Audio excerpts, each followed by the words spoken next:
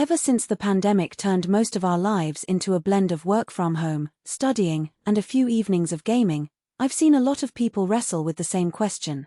Do I really need another monster laptop, or is it just hype? The answer isn't as simple as yes or no, because the real decision point is how the machine fits into your daily routine, not how many cores it lists on a spec sheet. If you're looking for something that can stay on your desk for 8 hours of spreadsheets, survive a few late-night Twitch sessions, and still feel like a solid investment a few years down the line, you want reliability, ease of use, and good value, not just a checklist of flashy numbers.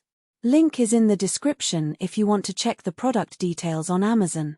When I first started digging into the GIGABYTE A18 2025 laptop, the thing that stuck out was its claim to be a all-in-one solution for creators and gamers alike.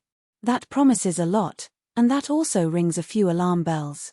A laptop that touts an 8-core AMD Ryzen 7260, a 48GB DDR5 memory pool, a 4TB SSD, and an RTX 5060 graphics card is clearly aimed at power users, but power comes with trade-offs. The real test is whether the A18 can actually handle a typical workday without draining the battery or heating up, and whether the same hardware can keep a competitive edge in games that demand high frame rates. So who should be thinking about the A18? If you are a freelance video editor, a 3D artist, or a data science enthusiast who regularly runs multiple heavy applications side by side, the 48GB of DDR5 is a real lifesaver.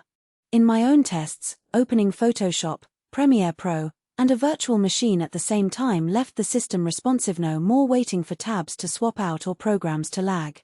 Similarly, if you're a serious gamer who wants to play the latest titles at 1080p with high settings while also keeping a professional workflow, the RTX 5060 paired with the 18-inch WQXGA 165Hz IPS panel delivers a smooth visual experience. The high refresh rate means those fast-paced shooters feel buttery, and the color accuracy is decent enough for basic color grading without pulling a separate monitor. On the flip side, if your primary laptop use is email, browsing, and occasional office work, you're probably overpaying for a machine that's built for more intense tasks. The large footprint of the A18, an 18-inch chassis and a backlit, single-zone RGB keyboard means it's not the most portable option. Even though it has Wi-Fi 6E and a decent battery on paper, the real-world battery life drops to around 5 hours when you're pushing the GPU or CPU hard.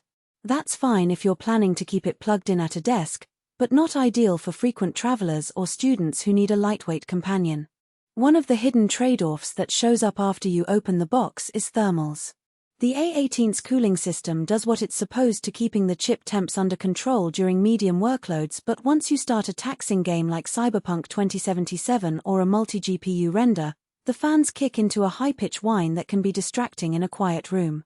I tried it on a night shift gaming session, and while the performance stayed strong, the fan noise made it harder to hold a conversation without raising my voice. That's a nuance that spec sheets rarely mention but matters a lot if you share your space with roommates or family. Another practical point is the port selection.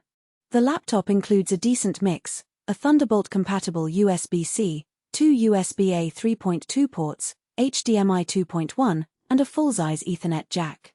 This means you can hook up an external monitor for a dual-screen workflow, connect a fast external SSD for extra storage, or plug in a wired network when you need the most stable connection for large file uploads.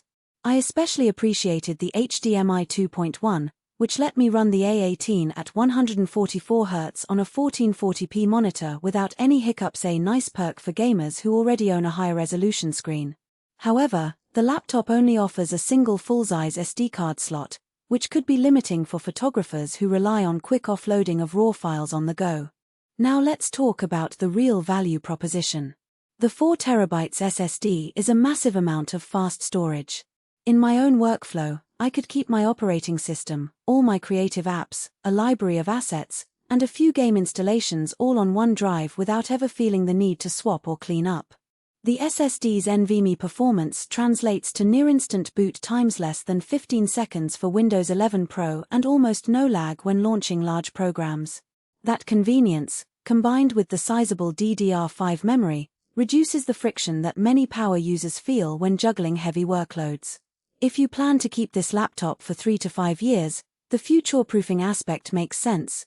You won't need to upgrade RAM or add a secondary drive anytime soon. But that future-proofing comes at a price. The A18 sits comfortably in the upper mid-range bracket, and while the specs are very impressive, you could find a